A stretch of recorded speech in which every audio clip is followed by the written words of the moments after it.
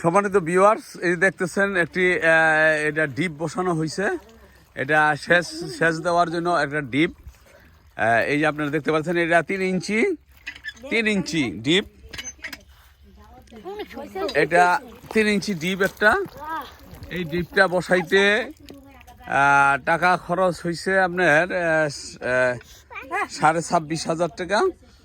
এটা 100 ফুট গভীর, পুরাটাই 3 ইঞ্চি, মুখেও ডেলিভারি 3 ইঞ্চি।